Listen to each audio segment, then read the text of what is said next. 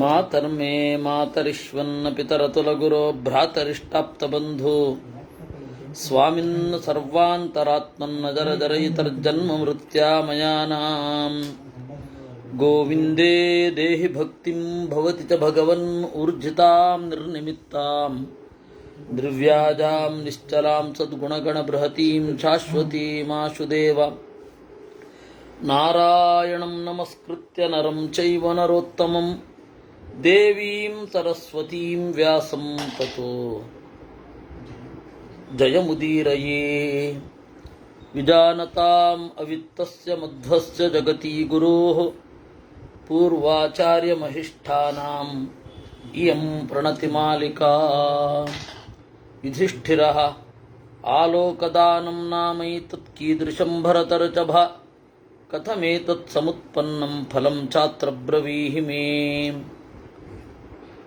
ದೀಪದಾನ ಏನು, ದೀಪದಾನ ಹೇಗೆ ಮಾಡಬೇಕು, ಅದಕ್ಕೆ ಭೀಷ್ಮರು ಹೇಳ್ತಾರೆ, ಅತ್ರಾಪ್ಯುದಾಹರಂತೀಮಂ ಇತಿಹಾಸಂ ಪುರಾತನಂ ಮನೋಹ ಪ್ರಜಾಪತೇರ್ವಾದಂ ಸುವರ್ಣಸ್ಯ ಚ ಭಾರತ. ನೋಡು, ನಾನು ಇಲ್ಲಿ ಒಂದು ಇತಿಹಾಸವನ್ನು ಹೇಳ್ತೇನೆ. ಪ್ರಜಾಪತಿ ಮತ್ತು ಮನುವಿನ ವಾದ. ಅವನು ಒಬ್ಬ ತಪಸ್ವಿ ಇದ್ದ. ಅವರಿಬ್ಬರ ಮಾತಿನಲ್ಲಿ ಈ ದೀಪದಾನ ಮೊದಲಾದವುಗಳೆಲ್ಲ ಯಾವ ಸ್ಥಾನವನ್ನು ಪಡೆದಿವೆ ಅಂತ ಗೊತ್ತಾಗುತ್ತೆ. ಒಬ್ಬ ತಪಸ್ವಿ ಇದ್ದ, ಸುವರ್ಣ ಅಂತ. ಅವನು ಬಂಗಾರದ ಮೈಬಣ್ಣ, ಅದಕ್ಕೆ ಅವನನ್ನು ಸುವರ್ಣ ಅಂತ ಕರೀತಾ ಇದ್ರು. ಒಳ್ಳೆಯ ಸಂಪನ್ನ, ಸ್ವಾಧ್ಯಾಯಶೀಲ. ಅವನು ತನ್ನ ಸ್ವಾಧ್ಯಾಯವನ್ನು ಮಾಡುವ ಮೂಲಕ ಬಹಳ ಜನ ತನ್ನ ಹಿರಿಯರನ್ನು ಉದ್ಧಾರ ಮಾಡಿದ. ಒಬ್ಬ ವ್ಯಕ್ತಿ ವೇದನಿಷ್ಠನಾದ ಅಂತಂದರೆ ಅವನ ವೇದನಿಷ್ಠೆಗೆ ಕಾರಣರಾದ, ದೇಹವನ್ನು ಕೊಟ್ಟ ಎಲ್ಲರೂ, ಉಪಕಾರ ಮಾಡಿದ ಎಲ್ಲರಿಗೂ ಕೂಡ ಜ್ಞಾನ ಪ್ರಾಪ್ತಿಯಾಗತ್ತೆ. ಅದು ಉದ್ಧಾರ ಅಂದರೆ. ಆ ತರಹ ಬಹಳಷ್ಟು ಜನರನ್ನು ಉದ್ಧಾರ ಮಾಡಿದ ಅವನು. ಒಂದು ಬಾರಿ ಆ ಸುವರ್ಣ ಅಂತನ್ನುವ ಋಷಿ ಮನುವನ್ನು ನೋಡಿದ. ಮನುವಿನ ಹತ್ತಿರ ಹೋಗಿ ಕುಶಲ ಪ್ರಶ್ನೆಯನ್ನು ಮಾಡಿದ್ರು. ಮೇರು ಪರ್ವತದಲ್ಲಿ ಇಬ್ಬರೂ ಕೂಡ ಕೂತ್ಕೊಂಡ್ರು. ಇವರಿಬ್ಬರ ಮಾತುಕತೆ ನಡೆಯುವಾಗ ಬ್ರಹ್ಮಋಷಿಗಳು, ದೇವಋಷಿಗಳು ಎಲ್ಲರೂ ಬಂದರು. ಆಗ ಸುವರ್ಣ ಕೇಳಿದ, ಓ ಮನುವೆ, ಎಲ್ಲ ಜನರಿಗೆ ಹಿತವಾಗಲಿ ಅಂತ ಹೇಳಿ ಒಂದು ಪ್ರಶ್ನೆ ಕೇಳ್ತಾ ಇದ್ದೇನೆ. ದೇವತೆಗಳನ್ನು ಹೂವಿನಿಂದ ಪೂಜಿಸಬೇಕು ಅಲ್ವೇ? ಸುಮನಸ್, ಹೂವಿನಿಂದ ಪೂಜಿಸಬೇಕು. ಗಂಧವನ್ನು ಸಮರ್ಪಣೆ ಮಾಡಬೇಕು, ಯಾಕೆಂದ್ರೆ ನಾವು ಹಚ್ಕೊಳ್ತೇವಲ್ವಾ. ಅದಕ್ಕಾಗಿ ದೇವತೆಗಳು ಕೊಟ್ಟ ದ್ರವ್ಯದಿಂದ ಗಂಧವನ್ನು ತಯಾರಿಸಿ, ಅಥವಾ ಯಾವುದು ಗಂಧ ಇರುತ್ತೆ ಅದನ್ನು ದೇವತೆಗಳಿಗೆ ಸಮರ್ಪಣೆ ಮಾಡಿ ನಾವು ಹಚ್ಕೊಳ್ಬೇಕು. ಆಮೇಲೆ ಧೂಪ. ಧೂಪ ಗಾಳಿಯಲ್ಲಿ ಅದರ ಪರಿಮಳ ಪಸರಿಸಿ ನಮಗೆ ಆನಂದವನ್ನು ನೀಡುವಂಥದ್ದು. ಆದ್ದರಿಂದ ಅದರ ಬಗೆಗೆ ನಮಗೆ ಹೇಳಿ ಅಂತ ಹೇಳಿದಾಗ ಮನು ಹೇಳ್ತಾನೆ, ಈ ವಿಚಾರದಲ್ಲಿ ಶುಕ್ರಾಚಾರ್ಯರು ಮತ್ತೆ ಬಲಿಯ ಸಂವಾದವನ್ನು ಹೇಳ್ತೇನೆ ಅಂತ. ನೋಡಿ, ಫಸ್ಟ್ ಲೆವೆಲ್ಲು ಸೂತರು, ಶೌನಕರು. ಶೌನಕರು ಕೇಳ್ತಾ ಇದ್ದಾರೆ, ಸೂತರು ಹೇಳ್ತಾ ಇದ್ದಾರೆ. ಎರಡನೇ ಲೆವೆಲ್ಲು ವೈಶಂಪಾಯನರು, ಜನಮೇಜಯ. ವೈಶಂಪಾಯನರು ಹೇಳ್ತಾ ಇದ್ದಾರೆ, ಜನಮೇಜಯ ಕೇಳ್ತಾ ಇದ್ದಾನೆ. ಮೂರನೇ ಲೆವೆಲ್ಲು ಭೀಷ್ಮಾಚಾರ್ಯರು ಮತ್ತೆ ಯುಧಿಷ್ಠಿರ. ನಾಲ್ಕನೆಯ ಲೆವೆಲ್ಲು ಸುವರ್ಣ ಮತ್ತೆ ಮನು. ಐದನೆಯ ಲೆವೆಲ್ಲು ಶುಕ್ರ ಮತ್ತು ಬಲಿ. ಈ ರೀತಿ ಕೆಲವೊಮ್ಮೆ 8 ಲೇಯರ್ ತನಕ ಹೋಗುತ್ತೆ. ಜಾಗ್ರತೆಯಲ್ಲಿ ಕೇಳಬೇಕು ಅಂತ. ಆ ವಿರೋಚನ ಮತ್ತು ಬಲಿಯ ಸಂವಾದ ಮತ್ತೆ ಶುಕ್ರಾಚಾರ್ಯರು ಬಂದರು, ಶುಕ್ರಾಚಾರ್ಯರು ಬಂದರು, ಅರ್ಘ್ಯಾದಿಗಳಿಂದ ಪೂಜಿಸಿ ಅವರಿಗೆ ಇದೇ ವಿಚಾರದ ಬಗ್ಗೆ ಚರ್ಚೆ ಆಯಿತು ಅವರಲ್ಲಿ. ಸುಮನೋ ಧೂಪ ದೀಪಾನಾಂ ಕಿಂ ಫಲಂ ಬ್ರಹ್ಮವಿತ್ತಮ. ಸುಮನಸ್ಸು ಅಂತ ಹೇಳಿದ್ರೆ ಹೂವು, ಧೂಪ ಗೊತ್ತಿದೆ ನಿಮಗೆ, ದೀಪ, ಇವುಗಳನ್ನು ದಾನ ಮಾಡೋದ್ರಿಂದ ಏನು ಪ್ರಯೋಜನ? ಆಗ ಶುಕ್ರಾಚಾರ್ಯರು ಹೇಳಿದರು, ಅಗ್ನಿ ಸೋಮಾದಿ ಸೃಷ್ಟೌತು ವಿಷ್ಣು ಸರ್ವಾತ್ಮನ ಪ್ರಭೋ ತಪಪೂರ್ವಂ ತಮುತ್ಪನ್ನಂ ಧರ್ಮಸ್ತತ್ಪಾದನಂತರಂ. ಅಗ್ನಿ ಸೋಮ ಆದಿ ಸೃಷ್ಟವು, ಅಗ್ನಿಯನ್ನ ಸೋಮ ಅಂದರೆ ಚಂದ್ರ, ಅಗ್ನಿಯನ್ನ ಚಂದ್ರನನ್ನ ಸೃಷ್ಟಿ ಮಾಡುವಾಗ ಅದಕ್ಕಿಂತಲೂ ಮೊದಲು ತಪಪೂರ್ವಂ ಸಮುತ್ಪನ್ನಂ. ತಪಃ ಅಂತಂದ್ರೆ ರುದ್ರದೇವರು ಅಂತ ಮಧ್ವಾಚಾರ್ಯರು ಒಂದು ಭಾಷ್ಯದಲ್ಲಿ ಹೇಳುತ್ತಾರೆ. ರುದ್ರದೇವರು ಸೃಷ್ಟಿಯಾಯಿತು, ಅದಾದ ಮೇಲೆ ಯಮಧರ್ಮನ ಸೃಷ್ಟಿಯಾಯಿತು. ಅದರ ನಡುವೆ ಯಮನ ಸಮಾನ ಕಕ್ಷೆಯವ ಚಂದ್ರ. ಚಂದ್ರನಿಂದ ಅಭಿಮನ್ಯಮಾನವಾದದ್ದು ಓಷಧಿಗಳು. ಆ ಓಷಧಿಗಳಲ್ಲಿ ವೀರುತ್ ಮತ್ತೆ ಓಷಧಿ ಅಂತ. ವೀರುತ್ ಅಂದ್ರೆ ಪೊದರು, ವೀರುತ್ ಅಂದ್ರೆ ಪೊದರು. ಓಷಧಿ ಅಂತಂದ್ರೆ ಫಲ ಪಾಕಾಂತಹ ಓಷಧಯ ಅಂತಾರೆ. ಒಂದು ಬಾರಿ ಫಲ ಬಿಟ್ಟ ಮೇಲೆ ಅಂತ ಕೊನೆ ಆಗೋಗತ್ತೆ. ಭತ್ತ, ಗೋಧಿ ಇವುಗಳೆಲ್ಲ ಈ ಬೆಳೆ, ಧಾನ್ಯದ ಬೆಳೆ, ಅದನ್ನು ಏನಂತ ಕರೀತಾರೆ? ಓಷಧಿ ಅಂತ ಕರೀತಾರೆ. ಇದಕ್ಕೆ ಅಭಿಮಾನಿಯಾದವ ಸೋಮ. ಸೋಮಸ್ಯಾತ್ಮಾ ಚ ಬಹುಧಾ ಸಂಭೂತ ಪೃಥಿವೀ ತಳೇ ಅಮೃತಂಚ ವಿಷಂಚೈವ ಯಾಶ್ಚಾನ್ಯಾಸ್ತುಲ್ಯಜಾತಯಃ. ಇನ್ನು ಈ ಒಂದು ಧಾನ್ಯದಲ್ಲಿ ಅಮೃತದ ಅಂಶ, ವಿಷದ ಅಂಶ ಎರಡೂ ಕೂಡ ಸೇರ್ಕೊಂಡೇ ಇದೆ. ಸತ್ವರಜಸ್ತಮೋ ಗುಣಗಳು ಒಟ್ಟಿಗೆ ಇರುವುದರಿಂದ ಉಳಿದ ಎಲ್ಲವೂ ಹಾಗೆ ತಾನೆ. ಸತ್ವರಜಸ್ತಮೋ ಗುಣಗಳು ಒಟ್ಟಿಗೆ ಸೇರ್ಕೊಂಡಿರುತ್ತೆ. ಅದೇ ರೀತಿ ಒಂದು ಧಾನ್ಯ ಅಂದರೆ ಅದರಲ್ಲಿ ಬದುಕಿಸುವ ಜೀವಾತುವೂ ಇದೆ, ಸಾಯಿಸುವ ವಿಷವೂ ಇದೆ, ಜೊತೆಯಾಗಿ ಹದವಾಗಿ ಮಿಕ್ಸ್ ಆಗಿರುತ್ತೆ. ಪ್ರತಿಯೊಂದು ವಸ್ತುವಿನಲ್ಲಿಯೂ ಹಾಗೆ ತಾನೆ. ಅಮೃತ ಮತ್ತು ವಿಷ ಎರಡೂ ಕೂಡ ಮಿಕ್ಸಪ್ ಆಗಿರುತ್ತೆ ಪ್ರತಿಯೊಂದು ವಸ್ತುವಿನಲ್ಲೂ. ಅದು ಕಡಿಮೆ ದೊಡ್ಡದು ಬೇರೆ. ಸ್ವಲ್ಪವಾದರೂ ಇದ್ದಾಗ ಕಿರಿಕಿರಿ ಆದರೂ ಆಗತ್ತೆ. ಒಂದು ಮಾವಿನ ಹಣ್ಣು ಅಂತ ಇಟ್ಕೊಂಡಾದಾಗ ಅದರದ್ದು ಸೋನೆ ಅಂತ ಹೇಳಿ ಬಿಡತ್ತೆ. ಆ ಸೋನೆ ಎಷ್ಟು ಕಹಿ ಇರುತ್ತೆ, ಅದನ್ನು ಹಾಕಿಕೊಂಡ್ರೆ ಆಗುವ ಪರಿಣಾಮ ಏನು ಗೊತ್ತೇ ಇದೆ ನಿಮಗೆಲ್ಲ. ಗೇರು ಬೀಜದ ಹಣ್ಣಿದೆ, ಅದು ನಾರು ಬಾಯಿಗೆ ಸಿಕ್ಕಿದ್ರೆ ಮುಗಿದೇ ಹೋಯ್ತು. ಉಪ್ಪು ಹಾಕೊಂಡು ತಿಂದ್ರೋ ಬಚಾವಾದ್ರಿ. ಈ ಗೇರು ಹಣ್ಣು ತಿನ್ನೋದು ಈ UK ಅವ್ರಿಗೆಲ್ಲ ಗೊತ್ತಿಲ್ಲ, ದಕ್ಷಿಣ ಕನ್ನಡದವ್ರಿಗೆ ಗೊತ್ತದು. ಯಾಕಂದ್ರೆ ಅವ್ರಿಗಂತ ಒಂದು ವಸ್ತು ಇದೆ ಅನ್ನೋದೇ ಗೊತ್ತಿಲ್ಲ. ಎಲ್ಲ ಕಡೆಯೂ ಅಷ್ಟೇ, ಅಮೃತ ಮತ್ತೆ ವಿಷ ಹದವಾಗಿ ಮಿಕ್ಸಪ್ ಆಗಿರುತ್ತೆ. ಅಮೃತಂ ಮನಸ ಪ್ರೀತಿಂ ರಕ್ಷಾಂ ಪುಷ್ಟಿಂ ತಥೈವ ಚ ಮನೋಗ್ಲಪಯತೆ ತೀವ್ರಂ ವಿಷಂ ಗಂಧೇನ ತರ್ವಶಃ. ಯಾವುದೇ ಪದಾರ್ಥದಲ್ಲಿರುವ ಅಮೃತ ಮನಸ್ಸಿಗೆ ಪ್ರೀತಿಯನ್ನು, ದೇಹದ ರಕ್ಷಣೆಯನ್ನು, ದೇಹದ ಪುಷ್ಟಿಯನ್ನು ಮಾಡುತ್ತೆ. ಆ ಧಾನ್ಯದಲ್ಲಿರುವ ತೀವ್ರವಾದ ವಿಷ ಮನಃಗ್ಲಪಯತೆ, ಮನಸ್ಸನ್ನು ಹಿಂಸೆ ಮಾಡುತ್ತೆ. ಇದು ಎಲ್ಲ ಕಡೆ ಇರುವಂಥದ್ದು. ಅಮೃತಂ ಮಂಗಲಂ ವಿದ್ಧಿ ಮಹದ್ವಿಷಮಮಂಗಲಂ ಓಷಧ್ಯೋಷಮೃತಂ ಸರ್ವಂ ವಿಷತೆ ವಿಷಂ ತೇಜೋಗ್ನಿ ಸಂಭವಂ. ಅಮೃತದಲ್ಲಿರೋದು ಮಂಗಳ, ಅಮಂಗಳ ಧಾನ್ಯದಲ್ಲಿ ಇರೋದು ಅದು ವಿಷ. ಔಷಧಿಗಳಲ್ಲಿ ಅಮೃತ ಇದೆ, ವಿಷದಲ್ಲಿ ತೇಜಸ್ಸು ಮತ್ತೆ ಅಗ್ನಿಯ ತೀವ್ರತೆ ಇರುತ್ತೆ.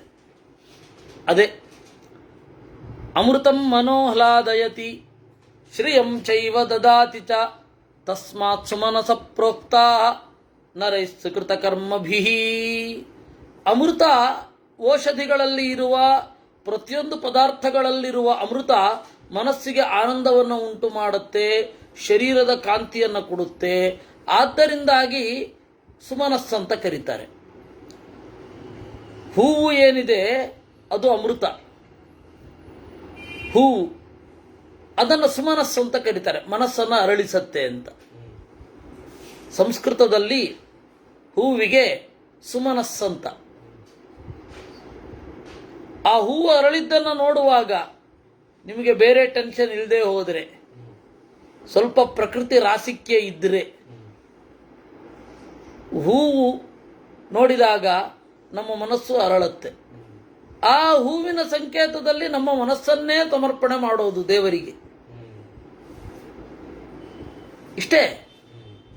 ಹೂವನ್ನು ಸಮರ್ಪಣೆ ಮಾಡೋದೇನು? ನಮ್ಮ ಮನಸ್ಸನ್ನು ಸಮರ್ಪಣೆ ಮಾಡೋದು, ನಮ್ಮ ಒಳ್ಳೆಯ ಮನಸ್ಸನ್ನು ಸಮರ್ಪಣೆ ಮಾಡೋದು ಅಂತ. ಒಳ್ಳೆಯ ಮನಸ್ಸು ಯಾವುದು? ಮನಸ್ಸಿನ ಅಹಿಂಸಾ ಮೊದಲಾದವುಗಳು.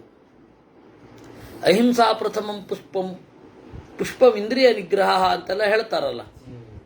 ಅಷ್ಟಭಿರ್ಭಾವ ಪುಷ್ಪೈ, ಈ 8 ಮನೋಭಾವ ಅನ್ನುವ ಪುಷ್ಪ ಅಲ್ಲ. ಪುಷ್ಪದ ಮೂಲಕವೇ ಸಮರ್ಪಣೆ ಮಾಡಬೇಕಾ?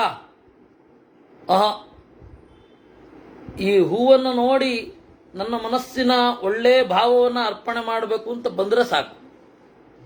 ನಾವು ಹಿಂಸೆ ಮಾಡ್ತಾ ಇರ್ತೇವೆ, ಪುಷ್ಪ ಸಮರ್ಪಣೆ ಮಾಡ್ತೇವೆ ಅಂದ್ರೆ ಅದು ಆಗಲ್ಲ.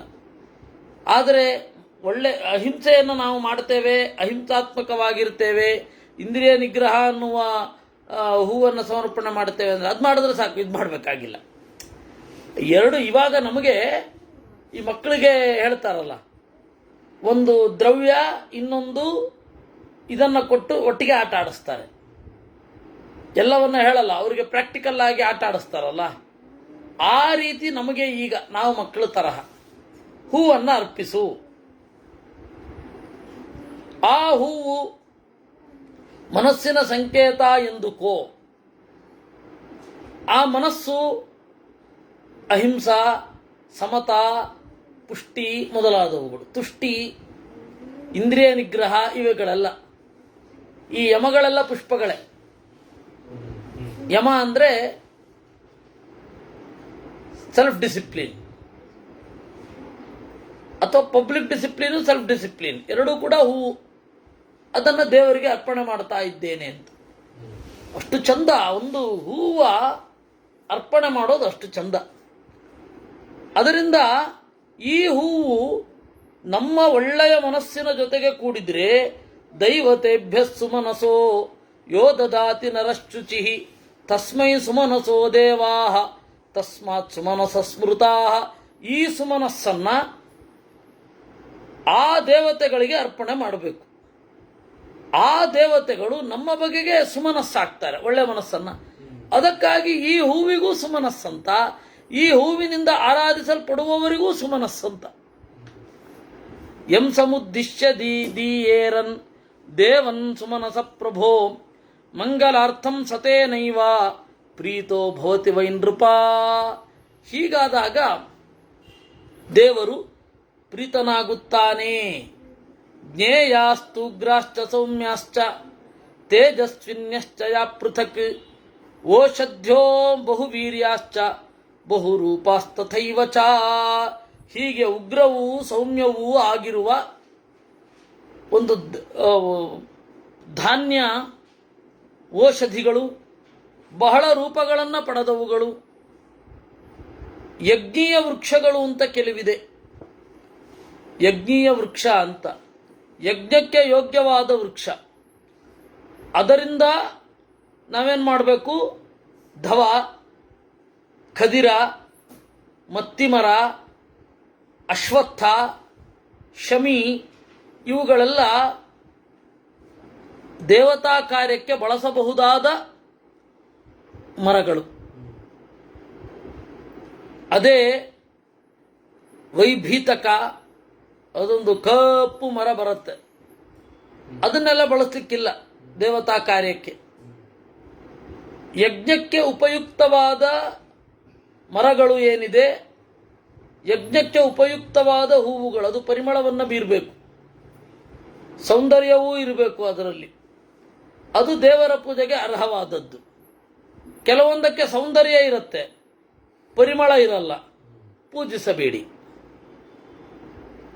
ಇನ್ನು ಪರಿಮಳ ಇದ್ದು ಸೌಂದರ್ಯವಿಲ್ಲದಿರುವ ಒಂದು ಹೂವಿಲ್ಲ, ದೇವರ ದಯದಿಂದ ನಮ್ಮ ಕಣ್ಣಿಗೆ ಬಿದ್ದಿಲ್ಲ. ಬಿದ್ದರೆ ಹೇಳಿ, ಇಲ್ಲೇನು ಹೇಳಲಿಲ್ಲ.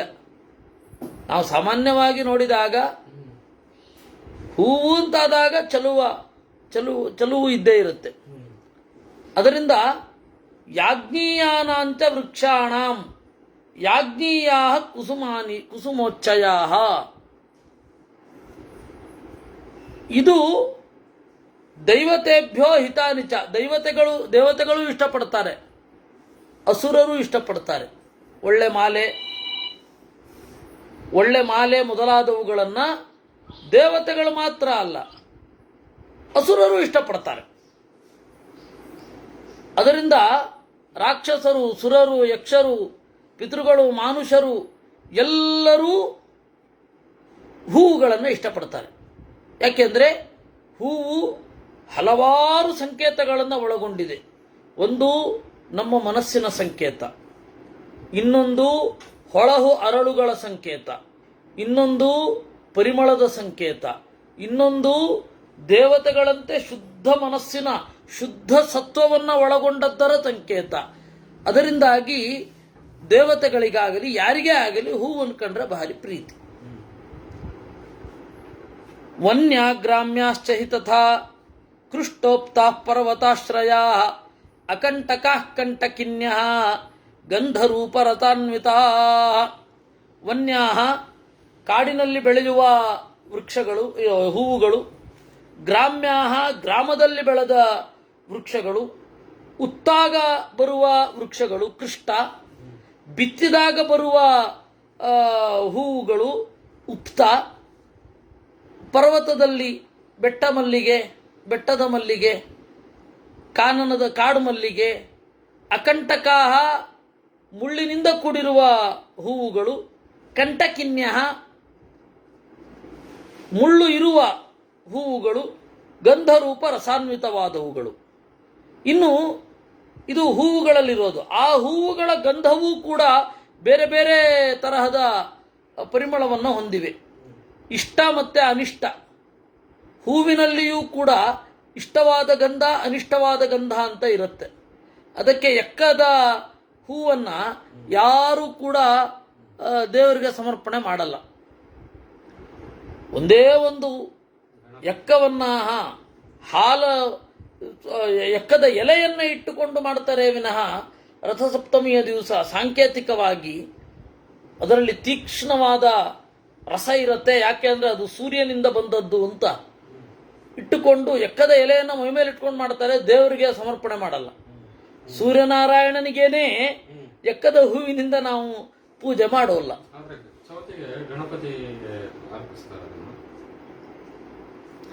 ಮಾಡಲಿಕ್ಕಿಲ್ಲ. ವಾಸ್ತವವಾಗಿ ತೀವ್ರವಾದ ಉಷ್ಣವಾದ ತೀವ್ರ ಗಂಧ ಅಂತ ಏನು ಕರೀತಾರೆ, ಗಾಢವಾಗಿ ಮೂಗಿಗೆ ಹೊಡೆದು ತಲೆಗೆ ಏರುತ್ತಲ್ಲ, ಯಾವ ಗಂಧವನ್ನು ಮುಟ್ಲಿಕ್ಕಿಲ್ಲ, ದೇವರಿಗೆ ಸಮರ್ಪಣೆ ಮಾಡಲಿಕ್ಕಿಲ್ಲ. ಮಿದುವಾದ ಆಸ್ವಾದ್ಯವಾದ ಗಂಧ ಕೆಲವಿರುತ್ತೆ, ಅದನ್ನ ಮಾಡಬಹುದು. ಇಷ್ಟಗಂಧಾನಿ ದೇವಾನಾಂ ಪುಷ್ಪಾಣೀತಿ ವಿಭಾವಯೇತ್. ಈ ಹೂವಿನ ಉಗ್ರವಲ್ಲದ ಮಿದುವಾದ, ತಲೆಯನ್ನು ಹೊಕ್ಕು ಕ್ಷೋಭೆಯನ್ನು ಮಾಡದ ಗಂಧ ದೇವತೆಗಳಿಗೆ ಪ್ರಿಯ ಅಂತ ಹೇಳಿ ಹೂವನ್ನು ಕೊಡುವಂಥದ್ದು. ಹೂವು ಏನಿದೆ ಅದು ಗಂಧಕ್ಕಾಗಿ ಮತ್ತು ಸೌಂದರ್ಯಕ್ಕಾಗಿ ಹಾಕಿಕೊಳ್ಳುವಂಥದ್ದು. ಅಕಂಟಕಾನಾಂ ವೃಕ್ಷಾಣಾಂ ಶ್ವೇತಪ್ರಾಯಾಶ್ಚ ವರ್ಣತಃ ತೇಷಾಂ ಪುಷ್ಪಾಣಿ ದೇವಾನಾಂ ಇಷ್ಟಾನಿ ಸತತಂ ವಿಭೋ. ಇನ್ನು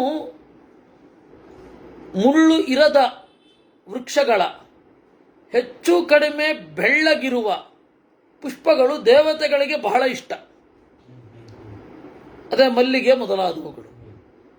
ಪದ್ಮಂ ಚ ತುಳಸಿ ಜಾತಿ ಅಪಿ ಸರ್ವೇಷು ಪೂಜಿತ ಜಲಜಾನಿ ಚ ಮಾಲ್ಯಾನಿ ಪದ್ಮಾದೀನಿ ಹಯಾನಿ ಚ. ಪದ್ಮ ಕೆಂಪು, ತುಳಸಿ ಹಸಿರು, ಜಾತಿ ಜಾಜಿ. ಜಾತಿ ಅಂದರೆ ಜಾಜಿ ಅಂತ, ಜಾಜಿ ಹೂವು, ಜಾಜಿ ಮಲ್ಲಿಗೆ, ಅದು ಬಹಳ ಉತ್ತಮ. ಜಲಜಾನಿಚ ಮಾಲ್ಯಾನಿ ಪದ್ಮಾದೀನಿ ಹಯಾನಿಚ. ಈ ಪದ್ಮ ಮೊದಲಾದವುಗಳು ಏನಿದೆ, ನೀರಿನಲ್ಲಿ ಹುಟ್ಟಿದವುಗಳು, ಆಯಾ ಪೂಜೆಯಲ್ಲಿ ಬಳಸಬಹುದು. ಮಧ್ವಾಚಾರ್ಯರು ತಂತ್ರಸಾರ ಸಂಗ್ರಹದಲ್ಲಿ ಶ್ರಿಯೈ ಪದ್ಮಾನಿ ಜುಹುಯಾತ್ ಸಂಪ್ರೀತ್ಯ ಉತ್ಪಲಾನಿ ಚ ಅಂತ ಹೇಳ್ತಾರೆ. ಶ್ರಿಯೈ ಪದ್ಮಾನಿ ಜುಹುಯಾತ್, ಅದು ಪನ್ನದು. ಲಕ್ಷ್ಮೀದೇವಿಗಾಗಿ ಪದ್ಮವನ್ನು ಹೋಮಿಸಬೇಕು. ಅಂಬ್ರಿಣಿ ಸೂಕ್ತ ಹೋಮ ಮೊದಲಾದವುಗಳನ್ನು ಮಾಡಿದರೆ, ಅಂಬ್ರಿಣಿ ಸೂಕ್ತ ಹೋಮ, ಜಾತವೇದಸೆ ಸುನವಾಮ ಅನ್ನುವ ಮಂತ್ರವನ್ನ ಮಾಡಿದಾಗ, ಆ ಸಂಪಿಗೆ, ದಿಲೀಪ್ ಅವ್ರ ಪ್ರಶ್ನೆ, ಸಂಪಿಗೆ ಅದು ಕೂಡ ಗಂಧ ಚೆನ್ನಾಗಿದೆ, ಆದರೆ ಅದು ಕೆಲವ್ರಿಗಾಗಲ್ಲ, ಕೆಲವರಿಗೆ ಸಂಪಿಗೆ ಆಗಲ್ಲ. ಆದರೆ ಒಂದು ಏನು ಅಂತಂದ್ರೆ, ನಿಮಗೆ ಯಾವುದು ಆಗಲ್ವೋ ಅದನ್ನು ದೇವರಿಗೆ ಕಷ್ಟಪಟ್ಟು ಸಮರ್ಪಣೆ ಮಾಡೋದೇನು ಬೇಡ. ಕೆಲವ್ರಿಗೆ ಸಂಪಿಗೆ ಇದ್ರೆ ತಲೆನೋವು ಬರುತ್ತೆ ಅಂತಾರೆ, ಅಷ್ಟು ಕಷ್ಟಪಟ್ಟುಕೊಂಡು ಮಾಡಬೇಡಿ. ನಿಮಗೆ ಯಾವುದು ಆಗತ್ತೋ ಅದನ್ನು ಮಾಡಿ. ಅಲ್ಲಿಗೆ ಹೋದಾಗ ದೇವರ ಮಹಿಮೆಯ ಅನುಸಂಧಾನ ಆಗ್ಬೇಕಷ್ಟೇ ವಿನಃ ಬೇರೆ ಅಲ್ಲ. ಗಂಧರ್ವನಾಗ ಯಕ್ಷೇಭ್ಯ ತಾನಿ ದದ್ಯಾದ್ವಿಚಕ್ಷಣ. ಗಂಧರ್ವರಿಗೆ, ನಾಗರಿಗೆ, ಯಕ್ಷರಿಗೆ ಈ ಗಾಢವಾದ ಬಣ್ಣದ ಪದ್ಮವನ್ನ, ಗಾಢವಾದ ಬಣ್ಣದ ಹೂಗಳನ್ನು ಕೊಡಬಹುದು. ಇನ್ನು ಕರ್ಕಶಾಹ ಕಂಟಕಾಂಕಿತಾ, ಮುಳ್ಳಿನಿಂದ ಕೂಡಿರುವ ಒಂದು ಹೂವು, ಇವತ್ತಿನ ಪರಿಭಾಷೆಯಲ್ಲಿ ಗುಲಾಬಿ. ಗುಲಾಬಿ ಮೊದಲು ಇರಲಿಲ್ಲ, ಯಾವಾಗ ಬಂತು ಗೊತ್ತಿಲ್ಲ. ಆದರೆ ಕಂಟಕಿ ಅಂತ ಹೇಳಿದ್ದಾರೆ. ಅದರಿಂದಾಗಿ ಆ ಕಾಲದಲ್ಲಿ ಮುಳ್ಳಿರುವ ಬೇರೆ ವೃಕ್ಷಗಳು, ಬೇರೆ ಹೂವುಗಳು ಇರುತ್ತೆ. ಯಾವುದೋ ಕಾಲದಲ್ಲಿ ಇಲ್ಲಿಂದಲೇ ಅಲ್ಲಿಗೆ ಹೋಗಿರುತ್ತೆ, ಮತ್ತು ಅಲ್ಲಿಂದಲೇ ಇಲ್ಲಿಗೆ ಬಂದಿರುತ್ತೆ. ಅವಾಗ ಏನಾಗುತ್ತೆ, ಸಂಸ್ಕೃತದ ಪದ ಇರಲ್ಲ. ಕೆಲವೊಮ್ಮೆ ಏನಾಗುತ್ತೆ, ಮೆಣಸಿನಕಾಯಿಗೆ ಸಂಸ್ಕೃತದಲ್ಲಿ ಪದ ಇಲ್ಲ, ಮೆಣಸಿಗಿದ್ದದ್ದನ್ನೇ ಮೆಣಸಿನಕಾಯಿಗೆ ಹಾಕ್ಬಿಡ್ತಾರೆ, ಮರೀಚಿ ಅಂತ. ತೊಗರಿ ಬೇಳೆಗೆ ಸಂಸ್ಕೃತದಲ್ಲಿ ಪದ ಇಲ್ಲ. ಯಾಕೆ ಅಂತಂದ್ರೆ ನಾವು ತೊಗರಿ ಬೇಳೆ ಬಳಸ್ತಾ ಇರಲಿಲ್ಲ. ಅದೇ ಪದಂಜಿ ಹೆಸರು ಬೇಳೆಗಿದೆ, ಹೆಸರು ಬೇಳೆಗಿದೆ. ಹುಗ್ಗಿಗೆ ಸ್ಪಷ್ಟವಾದ ಪದವೇ ಇದೆ, ಮುದ್ಗ ಅಂತ. ಕೆಲವೊಮ್ಮೆ ಕೃಸರ ಅಂತಾರೆ. ಈ ಬೇಳೆಗೆ ಮತ್ತೆ ಇದಕ್ಕೆ ಹುಗ್ಗಿಗೆ, ಯಾಕೆಂದ್ರೆ ಪ್ರಾಚೀನ ಭಾರತದ್ದೇ ಅದು. ಅದರಿಂದ ಪ್ರಾಚೀನ ಭಾರತದ ಪದಗಳಿಗೆ ಸಂಸ್ಕೃತದಲ್ಲಿ ಹೆಸರಿದೆ. ಯಾವುದು ಅರ್ವಾಚೀನ ಅದು ಇಲ್ಲ. ಆದರೆ ಇಲ್ಲಿ ಕೇದಿಗೆ ಇದೆ. ಕೇದಿಗೆಯು ಮುಳ್ಳು ಭರಿತವಾದ ಪುಷ್ಪ. ಅದನ್ನೆಲ್ಲ ಸಮರ್ಪಣೆ ಮಾಡಬಹುದು ಗಂಧರ್ವರೇ ಮೊದಲಾದವರಿಗೆ. ಶತ್ರುಣಾಂ ಅಭಿಚಾರಾರ್ಥಂ ಅಥರ್ವಸು ನಿದರ್ಶಿತಾ. ಅದನ್ನ ಶತ್ರುಗಳನ್ನ ಕೊಲ್ಲಲಿಕ್ಕಾಗಿ ಆಭಿಚಾರ ಕ್ರಿಯೆಯಲ್ಲಿ ಬಳಸಬೇಕು ಅಂತ ಅಥರ್ವದಲ್ಲಿ ಹೇಳಿದ್ದಾರೆ. ಕಂಟಕಿ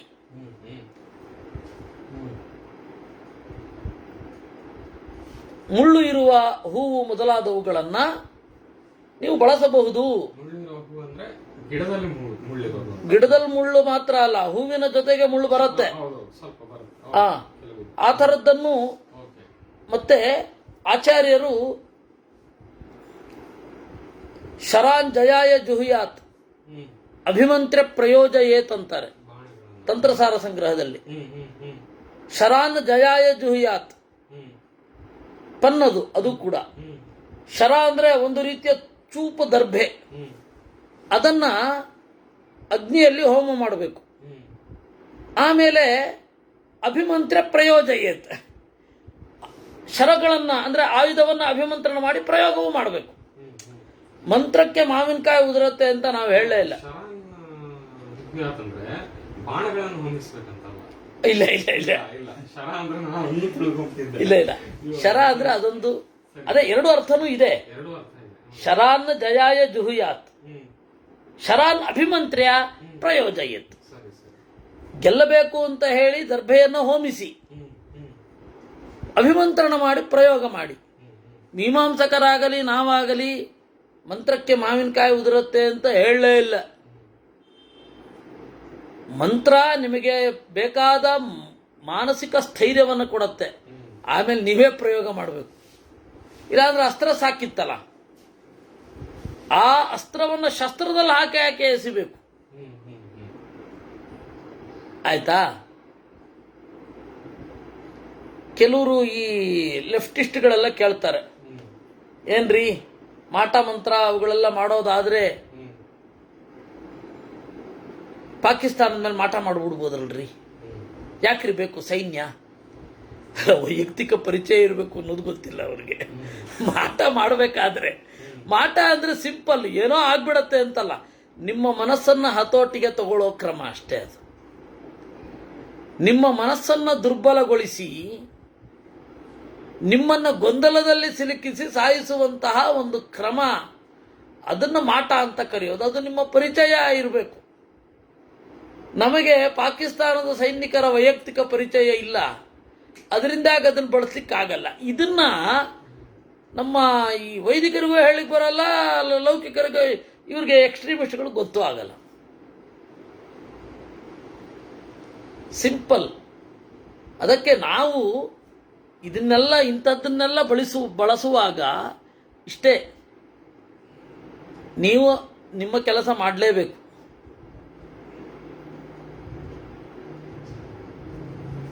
ಒಬ್ರು ಇದು ಮಾಟ ಅನ್ನೋದು ಮಾಡ್ತಾರಲ್ವಾ, ಅದನ್ನು ವೈದಿಕವಾಗಿರುವಂತದ್ದು ಇದೆ ಇದೆ ಇದೆ ಇದೆ ಇದೆ ಮಾಟ ವೈದಿಕವಾಗಿರೋದು ಇದೆ. ಅಥರ್ವ ವೇದದಲ್ಲಿ ವಶೀಕರಣ, ಸ್ತಂಭನ, ಹನನ ಮೊದಲಾದವುಗಳೆಲ್ಲ ಬರುತ್ತೆ. ದೇವತಾ ಪ್ರಾರ್ಥನಾ ರೂಪವಾದದ್ದು. ಜಂಗಿಡ ಅಂತ ಹೇಳಿ ಒಂದು ವೃಕ್ಷ, ಜಂಗಿಡ ಅಂತ ಹೇಳಿ ಒಂದು ಮಣಿ, ಅದು ಯಾವುದು ಅಂತ ಇವತ್ತು ಗೊತ್ತಿಲ್ಲ ನಮಗೆ. ಅದರಿಂದಾಗಿ ಅದನ್ನ ಬಳಸಿ ತಗೊಂಡೋಗಿ ಅವನಿಗೆ ಹಾಕಬೇಕು. ಇಷ್ಟೇ. ನೀವು ಅದನ್ನ ಬಳಸಿ ಇಲ್ಲೆಲ್ಲೋ ಕೂತು ಅಲ್ಲೆಲ್ಲೋ ಮಾಡ್ತೇವೆ ಅಂತ ಹೇಳಿ ಅದು ಮಾನಸಿಕವಾಗಿ ಅವನು ದುರ್ಬಲ ಇದ್ರೆ ಕರೆಕ್ಟ್. ಮಾಡುವವನ ಮನಸ್ಸಿನ ಬಲದ ಮೇಲೂ ಹೋಗುತ್ತೆ.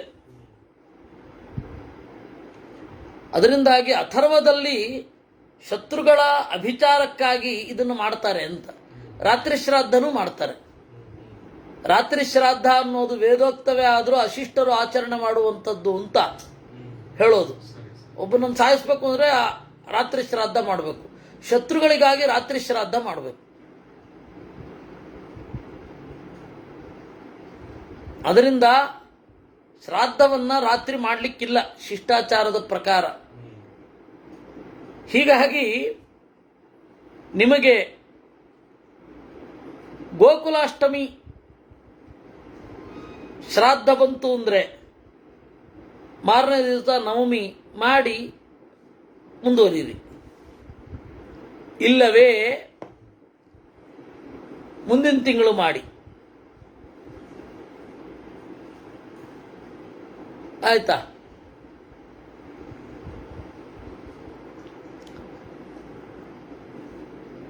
ಗ್ರಹಣ ಒಂದರಲ್ಲಿ ವಿಹಿತ, ಬೇರೆ ಎಲ್ಲಿಯೂ ಕೂಡ ವಿಹಿತ ಅಲ್ಲ. ನೀವು ನಕ್ಷತ್ರ ಅಂತ್ಯದಲ್ಲಿ ಪಾರಣೆ ಅಂತ ಇಟ್ಕೊಂಡ್ಬಿಟ್ರೆ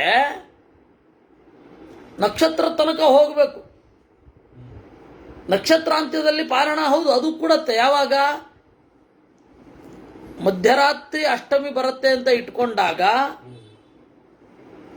ತಿಥಿಭಾಂತ ಮಾರನೇ ದಿವಸ ಮುಗಿದೋಗ್ಬಿಡುತ್ತೆ. ಈ ಭಾನು ಅಂತ ಆಗತ್ತೆ, ನಕ್ಷತ್ರವೂ ಅಂತ ಆಗತ್ತೆ. ಅದರಿಂದಾಗಿ ವಿಷ್ಣು ತೀರ್ಥರು ಹೇಳಿದ ಕ್ರಮದಲ್ಲಿ ಇಟ್ಕೊಂಡ್ಬಿಟ್ರೆ ರಾತ್ರಿ ಶ್ರಾದ್ದ ಪ್ರಸಂಗ ಬರಲ್ಲ. ಆದ್ರೆ ಏನು ಮಾಡೋದು, ಬೇರೆ ಯಾರ್ದೋ ಕೇಳಿಕೊಂಡು ಅಷ್ಟಮಿ ಮಾಡಿ ಅಕಸ್ಮಾತ್ ಮಾರನೇ ದಿವಸನೂ ಅಷ್ಟಮಿ ಇದ್ದು ರಾತ್ರಿ ಶ್ರಾದ್ದ ಮಾಡ್ತಾರೆ. ಅದು ಬೇಕಿಲ್ಲ. ಈ ಕ್ರಮವನ್ನು ಅನುಸರಿಸಿದ್ರೆ ರಾತ್ರಿ ಶ್ರಾದ್ದ ಮಾಡುವ ಪ್ರಸಂಗವೇ ಬರಲ್ಲ. ರಾತ್ರಿ ಶ್ರಾದ್ದ ಮಾಡಬಾರದು. ಆಯ್ತಾ? ಇನ್ನು ಗ್ರಹಣದ ನಂತರ ಮಾಡುವ ಕ್ರಮ ಬಹಳ ಟೈಮ್ ಇದ್ದಾಗ ಮಾಡೋದು. ತರ್ಪಣಾದಿಗಳನ್ನು ಮಾಡೋದೇ ವಿಹಿತ. ಮುಖ್ಯ ಜಪ ಅಪ್ಪ.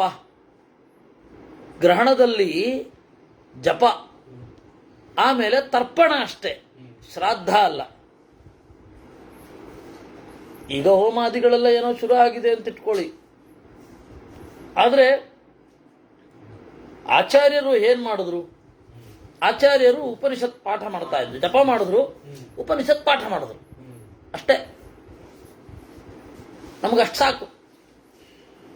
ಗ್ರಹಣದ ದಿವಸ ಏನೋ ಹೋಮ ಇತ್ಯಾದಿಗಳೆಲ್ಲ ಮಾಡ್ತಾರೆ, ಗ್ರಹಣ ಶಾಂತಿ ಅವೆಲ್ಲ. ಅದೆಲ್ಲದಕ್ಕೂ ಒಂದೇ ಮದ್ದು.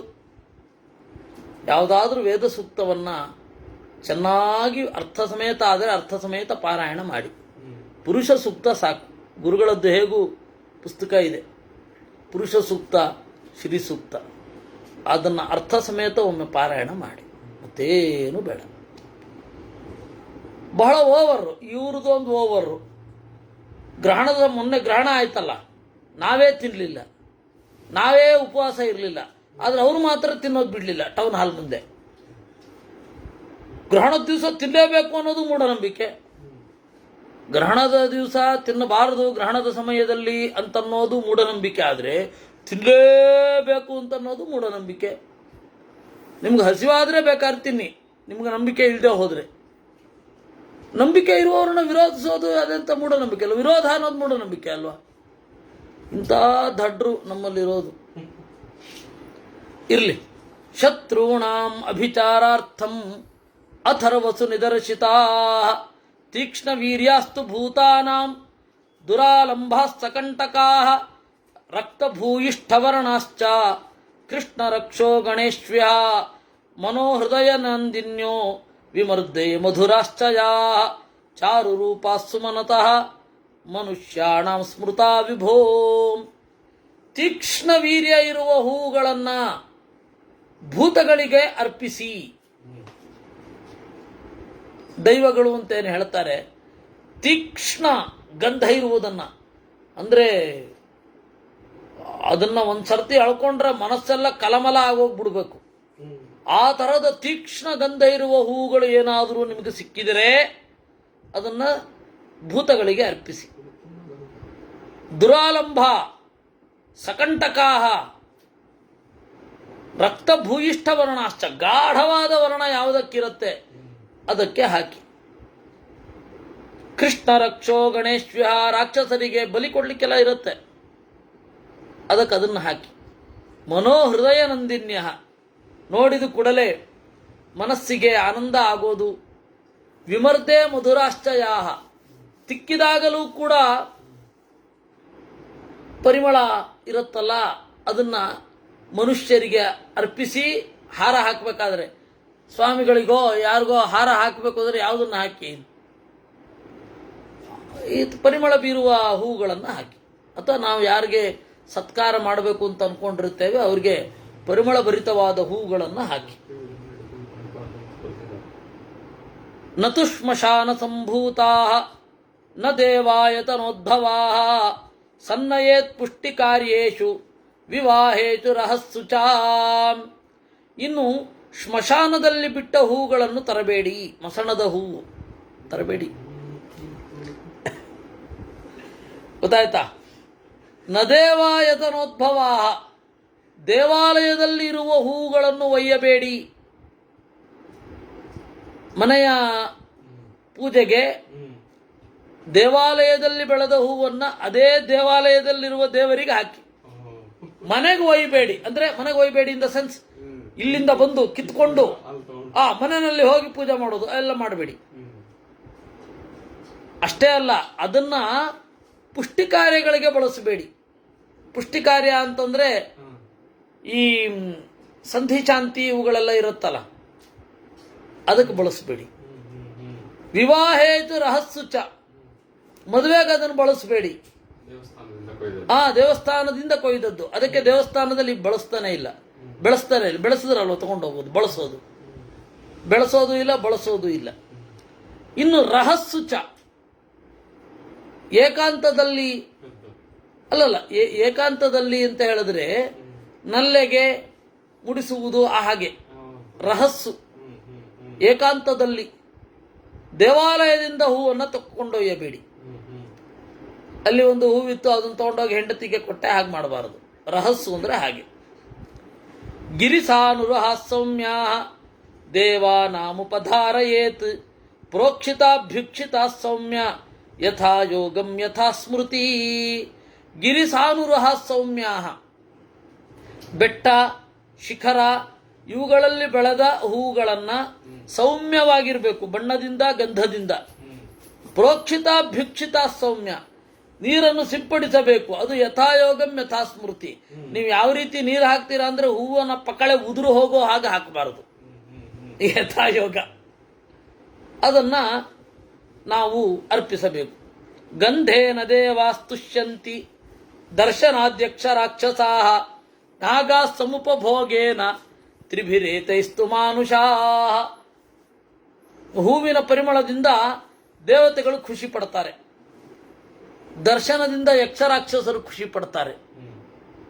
ನಾಗ ಸಮುಪಭೋಗೇನ, ಅವುಗಳನ್ನ ಹಿಂಡುವ ಮೂಲಕ ನಾಗರು ತೃಪ್ತಿ ಪಡೋದು. ತಿಕ್ಕಿ ತಿಕ್ಕಿ ತಿಕ್ಕಿ ತಿಕ್ಕಿ ಆನಂದ ಪಡ್ತಾವವು. ತ್ರಿಭಿರೇತೈಸ್ತು ಮಾನುಷಾಹ, ಇವು ಮೂರು ಕೂಡ ಮನುಷ್ಯರು ಸಂತೋಷ ಪಡ್ತಾರೆ. ಪರಿಮಳದಿಂದ, ದರ್ಶನದಿಂದ, ಅದಕ್ಕೆ ಡೆಕೋರೇಟ್ ಮಾಡಬೇಕು ಇವರು. ನಾಗ ಸಮುಪಭೋಗೇನ ಸದ್ಯ ಪ್ರೀಣಾತಿ ದೇವಾನ್ವೈ ತೇ ಪ್ರೀತಾ ಭಾವಯಂತ್ಯುತ ಸಂಕಲ್ಪ ಸಿದ್ಧಿರ್ಮರ್ತ್ಯಾನಾಂ ಈಪ್ಸಿತಾಶ್ಚ ಮನೋರಥಾ. ದೇವತೆಗಳನ್ನು ಸಂತೋಷಪಡಿಸುತ್ತೆ. ಅದರ ಹಿಂದೆ ಇರುವ ಪ್ರೀತಿಯಿಂದ ದೇವತೆಗಳು ನಮ್ಮನ್ನು ಪ್ರೀತಿಸ್ತಾರೆ, ಸಂಕಲ್ಪ ಸಿದ್ಧಿ ಆಗತ್ತೆ. ದೇವಾ ಪ್ರೀಣಂತಿ ಸತತಂ ಮಾನಿತಾ ಮಾನಯಂತಿ ಚ ಅವಜ್ಞಾತಾವಧೂತಾಶ್ಚ ನಿರ್ದಹಂತ್ಯ ಧಮಾನ್ ನರಾನ್. ದೇವತೆಗಳು ಅವರನ್ನು ಗೌರವಿಸಿದರೆ ನಮಗೆ ಒಳ್ಳೆಯದಾಗತ್ತೆ, ಅವರನ್ನು ಅವಮಾನಿಸಿದರೆ, ಅವರನ್ನು ಧಿಕ್ಕರಿಸಿದರೆ, ಅವರ ಬಗೆಗೆ ತಪ್ಪಾಗಿ ಚಿಂತನೆ ಮಾಡಿದರೆ ನಮಗೂ ಒಳ್ಳೆಯದಾಗಲ್ಲ. ಆದ್ದರಿಂದ ಹೂವನ್ನು ಕೊಡಬೇಕು, ಪುಷ್ಪದಾನ ಮಾಡಬೇಕು. ಹೇಗೆ ದಾನ ಅಂತಂದ್ರೆ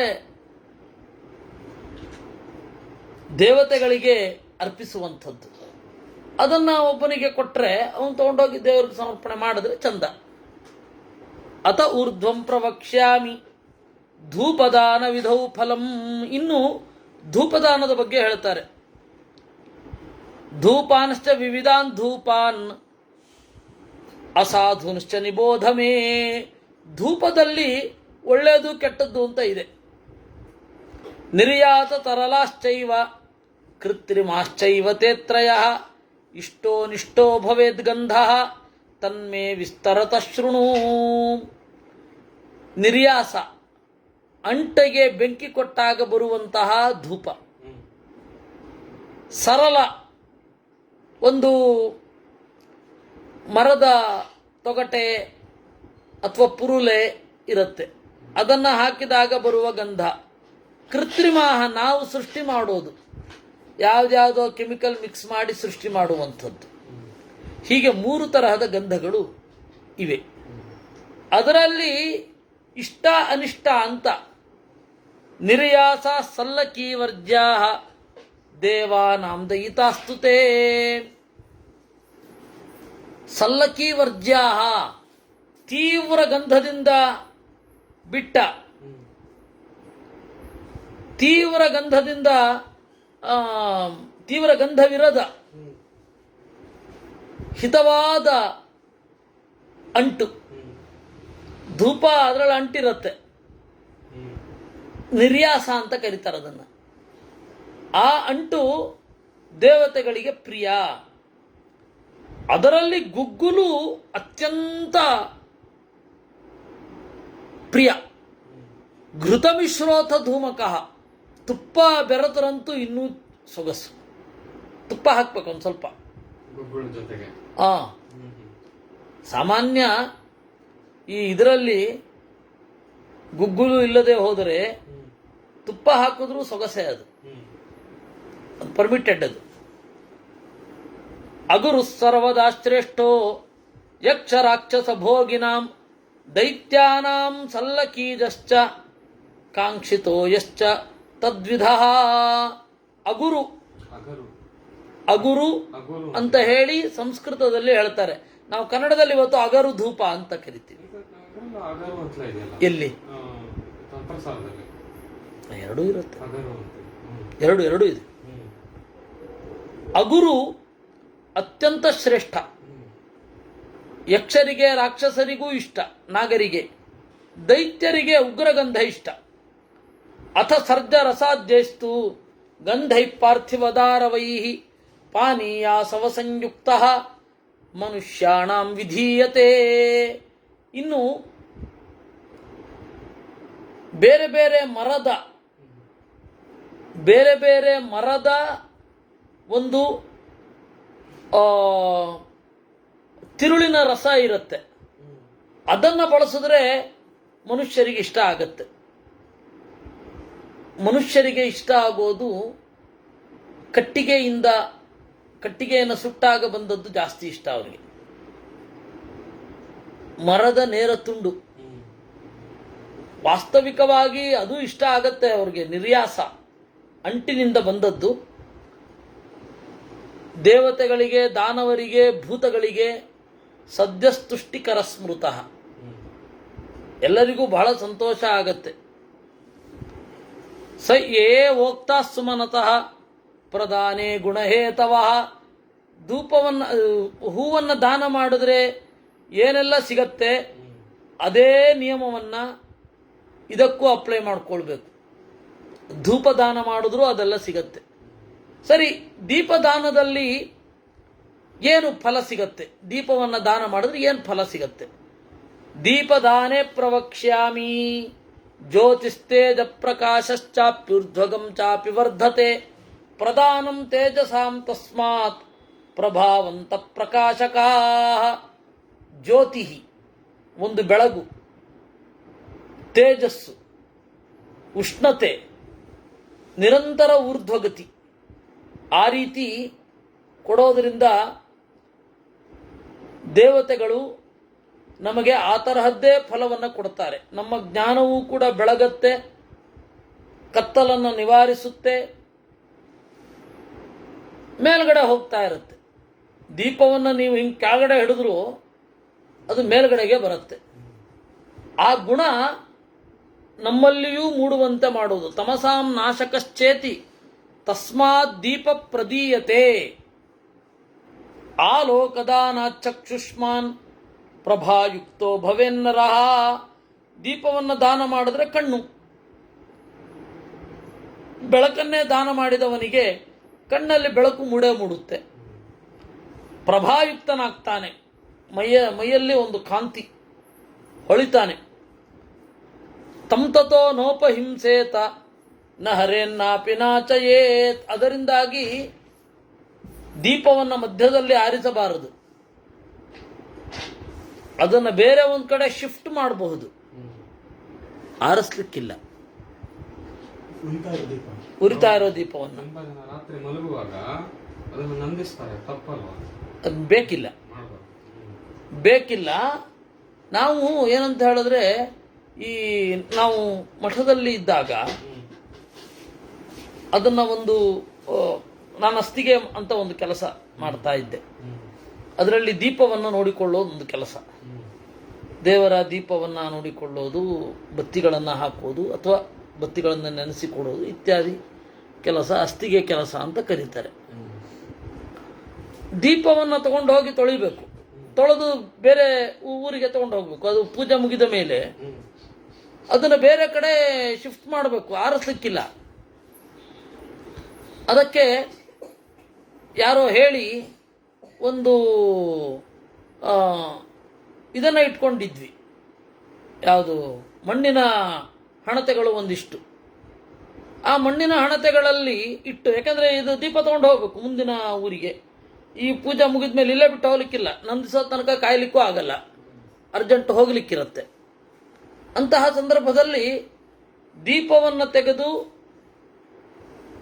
ಆ ಎಣ್ಣೆ ಸಮೇತ ಮಣ್ಣಿನ ಹಣತೆಗೆ ಇಟ್ಟು, ಅದರಲ್ಲಿ ಯಾವುದಾದ್ರೂ ಇದ್ದೇ ಇರುತ್ತೆ, ಪೂಜೆ ಮಾಡಿದ ಜಾಗದಲ್ಲಿ ಏನಾದರೂ ಇದ್ದೇ ಇರುತ್ತೆ.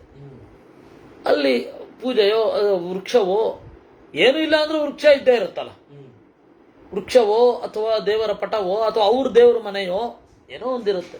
ಆ ಮಣ್ಣಿನ ಹಣತೆಯಲ್ಲಿ ಹಾಕಿ ಹೋಗೋದು. ಅಲ್ಲಿ ಇದ್ರೆ ಸಂತೋಷ, ಇಲ್ಲದೆ ಹೋದ್ರೆ ಅದು, ಇಲ್ಲದೆ ಹೋದ್ರೆ ಮಣ್ಣಿನ ಹಣತೆಯಲ್ಲಿ ಹಾಕಿ ಹೋಗೋದು. ಆ ಒಂದು ಕ್ರಮವನ್ನು ರೂಢಿಸಿಕೊಂಡಿದ್ವಿ. ಅದರಿಂದಾಗಿ ದೀಪವನ್ನ ನಂದಿಸಬಾರದು. ತಂತತೋ ನೋಪಹಿಂಸೇತ ನಹರೇತ್ ನಾಪಿ ನಾಶಯೇತ್. ಅನುಮತಿ ಇಲ್ಲದೆ ದೀಪ ಎತ್ಕೊಂಡು ಹೋಗಬಾರದು. ದೀಪಹರ್ತ ಭವೇದಂಧ ತಮೋಗತಿರಸುಪ್ರಭ ದೀಪಪ್ರದ ಸ್ವರ್ಗಲೋಕೆ ದೀಪಮಾಲಿ ವಿರಾಜತೆ. ದೀಪವನ್ನು ಕದ್ದೊಯ್ಯುವವ ಅಂಧನಾಗುತ್ತಾನೆ, ಕತ್ತಲೋ ಕತ್ತಲು. ದೀಪವನ್ನು ಕೊಟ್ಟವ ಸ್ವರ್ಗಲೋಕದಲ್ಲಿ ಕಂಗೊಳಿಸುತ್ತಾನೆ. ಹವಿಷ ಪ್ರಥಮ ಕಲ್ಪ ದ್ವಿತೀಯಸ್ಥೌಷಧೀರಸೈ ಮೇಧೋ ವಸಾಸ್ಥ್ಯ ನಿರ್ಯಾತೈ ನ ಕಾರ್ಯ ಪುಷ್ಟಿಮಿಚ್ಛತಾ.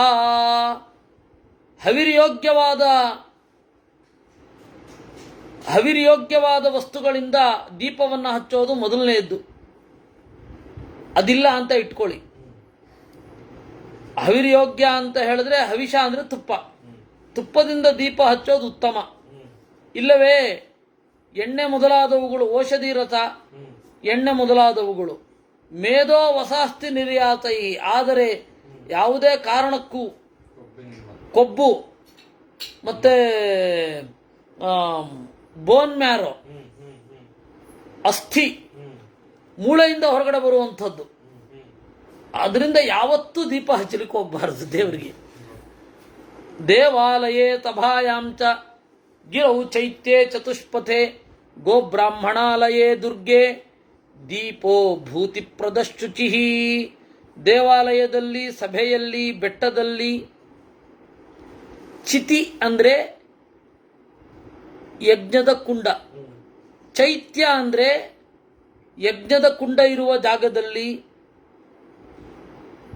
ಕೂಡು ರಸ್ತೆಯಲ್ಲಿ, ಸರ್ಕಲ್ ಅಲ್ಲಿ ದೀಪ ಹಚ್ಚಿಡ್ತಾ ಇದ್ರು ಅವಾಗೆಲ್ಲ.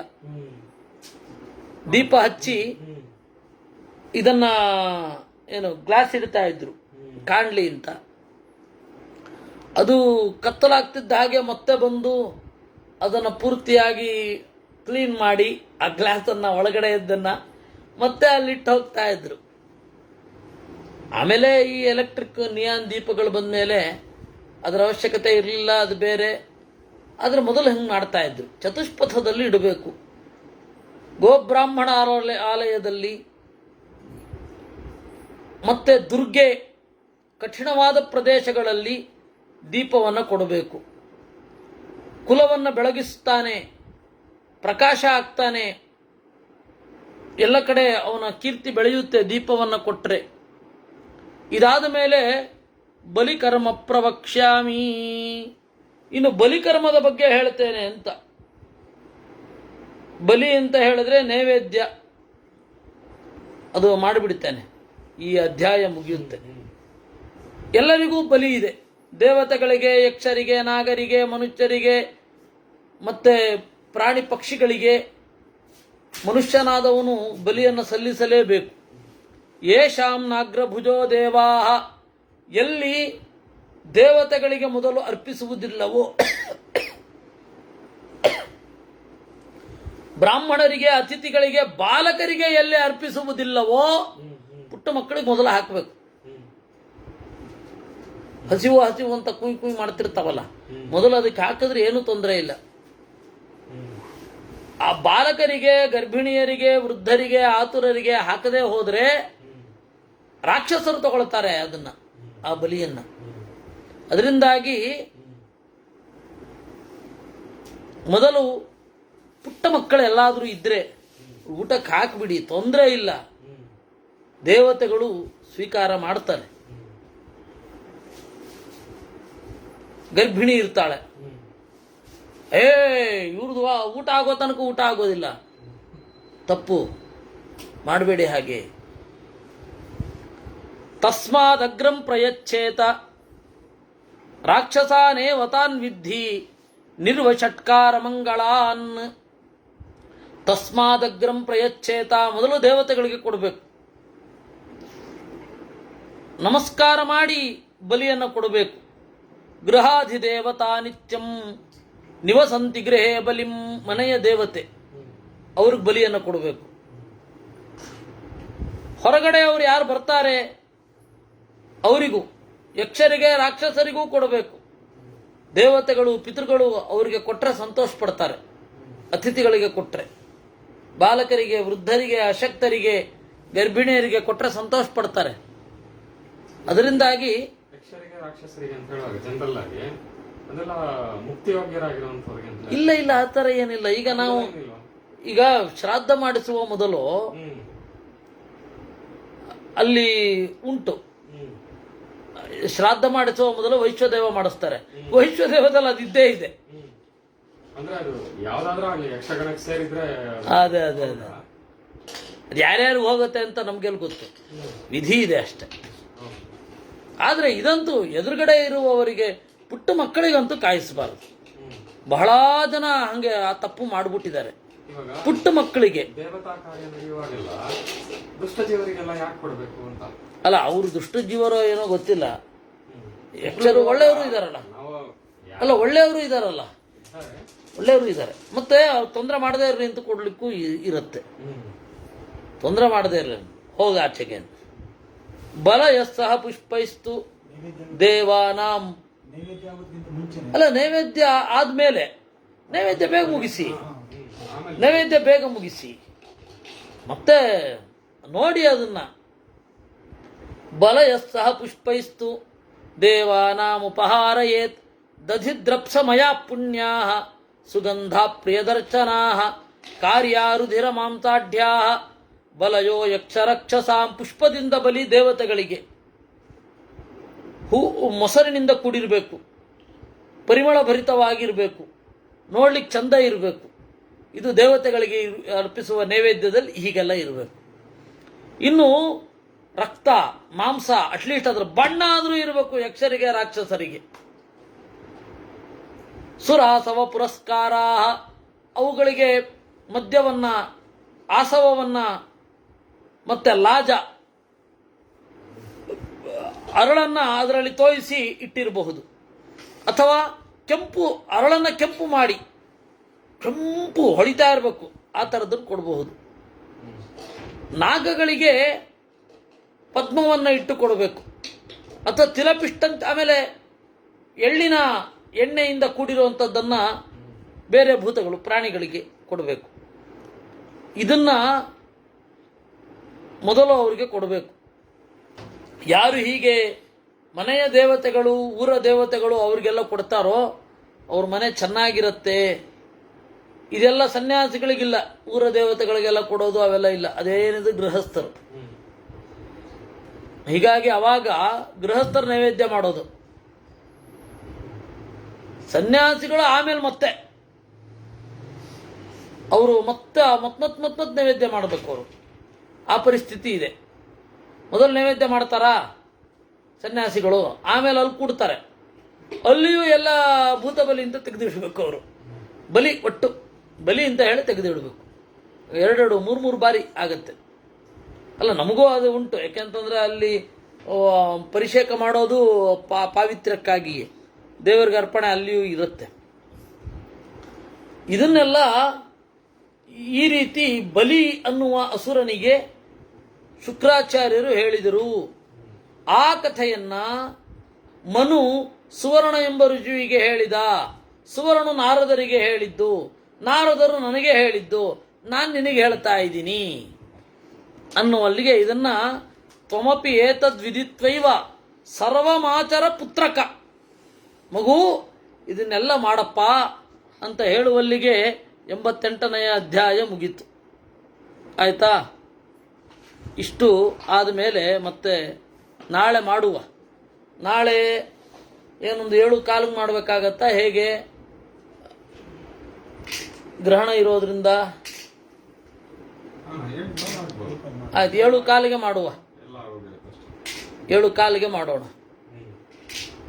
ಏನಾದರೂ ಕ್ರಿಯೆಗಳಿದ್ದರೆ ಅದನ್ನು ತೀರಿಸಿ ಬರುವಷ್ಟರಲ್ಲಿ ಆಗತ್ತೆ. ಕೃಷ್ಣಾರ್ಪಣಮಸ್ತು.